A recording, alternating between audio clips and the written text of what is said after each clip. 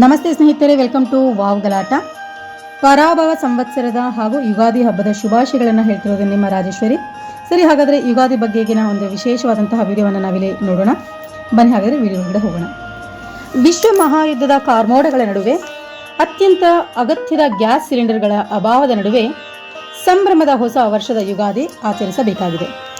ಉಳ್ಳವರು ಶಿವಾಲಯ ಮಾಡುವರು, ನಾನೇನ ಮಾಡಲಿ ಬಡವನಯ್ಯ, ಎನ್ನ ಕಾಲೇ ಕಂಬ ದೇಹವೇ ದೇಗುಲ, ಶಿರವೇ ಹೊನ್ನ ಕಳಸವಯ್ಯ, ಕೂಡಲ ಸಂಗಮ ದೇವ ಕೇಳಯ್ಯ, ಸ್ಥಾವರ ಕಳಿವುಂಟು ಜಂಗಮಕ್ಕಳಿವಿಲ್ಲ ಎಂಬ ಬಸವಣ್ಣನವರ ವಚನದ ಸಾಲುಗಳನ್ನು ನೆನಪು ಮಾಡಿಕೊಳ್ಳುತ್ತಾ, ಯುಗ ಯುಗಾದಿ ಕಳೆದರೂ ಯುಗಾದಿ ಮರಳಿ ಬರುತ್ತಿದೆ. ಹೊಸ ವರುಷಕ್ಕೆ ಹೊಸ ಹರುಷವ ಹೊಸತು ತರುತ್ತಿದೆ. ವರಕವಿ ದತ್ತಾತ್ರೇಯ ರಾಮಚಂದ್ರ ಬೇಂದ್ರೆಯವರ ಕವನದ ಸಾಲುಗಳನ್ನು ಗುನುಗುತ್ತಾ, ಭಾರತದ ಪ್ರಾಕೃತಿಕ ಸಂಸ್ಕೃತಿಗೆ ಈ ವಸಂತ ಋತುವಿನ ಆಗಮನ, ಹೊಸ ವರುಷ ಎಂಬುದು ಹೆಚ್ಚು ಅರ್ಥಪೂರ್ಣವಾಗಿದೆ. ಪ್ರಕೃತಿಯೇ ಹೊಸ ಹುಟ್ಟು ಪಡೆಯುವ, ಮುಖ್ಯವಾಗಿ ಸಸ್ಯ ಲೋಕ ಚಿಗುರಿದಾಗ ಕಾಣುವ ಸಂಭ್ರಮ ನಮ್ಮ ಅರಿವಿಗೆ ಬರುತ್ತದೆ. ಹಬ್ಬಗಳ ಧಾರ್ಮಿಕ ಮಹತ್ವ ಏನೇ ಇರಲಿ, ಸಾಂಸ್ಕೃತಿಕವಾಗಿ ಹಬ್ಬಗಳು ಜೀವನೋತ್ಸಾಹದ ಕುರುಹುಗಳು, ಸಂಬಂಧಗಳನ್ನು ಬೆಸೆಯುವ ಮತ್ತು ಪುನಃ ಸ್ಥಾಪಿಸುವ ಪ್ರಕ್ರಿಯೆಗಳ ಚಾಲನಾ ಶಕ್ತಿ. ವೈವಿಧ್ಯಮಯ ಭಾರತದಲ್ಲಿ ಹಬ್ಬಗಳನ್ನು ವಿಜೃಂಭಿಸುವುದರ ಜೊತೆಗೆ ಆರ್ಥಿಕ ಅಸಮಾನತೆಯ ಇನ್ನೊಂದು ಮುಖವು ತೆರೆದುಕೊಳ್ಳುತ್ತದೆ.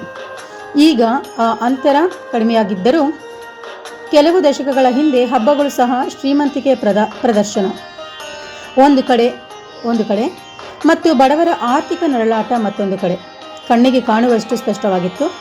ವಿಶೇಷ ಊಟ ಮತ್ತು ಹೊಸ ಬಟ್ಟೆ ಹಾಗೂ ಮನೆಗೆ ಸುಣ್ಣ ಬಣ್ಣ ಜೊತೆಗೆ ಹೊಸ ಮದುವೆಯ ಜೋಡಿಗಳ ಬೇಡಿಕೆ, ಹೀಗೆ ಒಂದಷ್ಟು ಆರ್ಥಿಕ ಒತ್ತಡ ಬಡವರನ್ನು ಕಾಡುತ್ತಿತ್ತು. ಜಾಗತೀಕರಣದ ನಂತರ ಭಾರತದ ಮಧ್ಯಮ ವರ್ಗದ ಆರ್ಥಿಕ ಪರಿಸ್ಥಿತಿ ಸುಧಾರಿಸಿತು. ಆದರೆ ಅದರ ಪರಿಣಾಮ ಹಬ್ಬಗಳ ಪ್ರಭಾವವೂ ಕ್ಷೀಣಿಸಿತು ಮತ್ತು ಹೆಚ್ಚು ಕೃತಕವಾಯಿತು. ಅದು ಎಂದಿನಂತೆ ಒಂದು ಸಹಜ ಬದಲಾವಣೆ ಎಂದು ಭಾವಿಸಬಹುದು.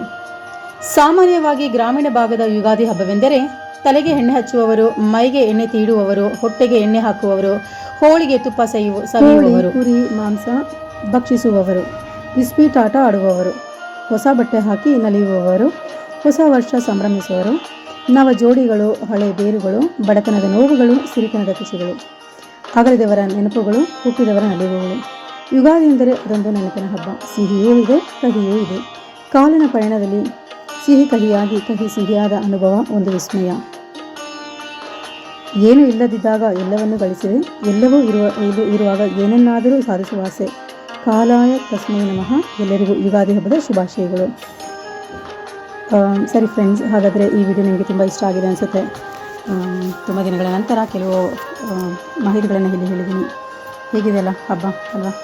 ಸರಿ, ಹಾಗಾದರೆ ಮುಂದಿನ ವಿಡಿಯೋದಲ್ಲಿ ಇನ್ನೂ ಹಲವಾರು ವಿಡಿಯೋಗಳಲ್ಲಿ ನಾನು ನಿಮ್ಮನ್ನು ಭೇಟಿ ಆಗ್ತೀನಿ. ಅಲ್ಲಿವರೆಗೆ ನಿಮಗೆ ನಮಸ್ಕಾರ ಮತ್ತು ಕೃತಜ್ಞತೆಗಳನ್ನು ಹೇಳ್ತಿರೋದು ನಿಮ್ಮ ರಾಜೇಶ್ವರಿ. ತಪ್ಪದೆ ಲೈಕ್ ಮಾಡಿ, ಶೇರ್ ಮಾಡಿ, ಕಮೆಂಟ್ ಮಾಡಿ ಮತ್ತು ಸಬ್ಸ್ಕ್ರೈಬ್ ಮಾಡಿ ನೋಡಿ.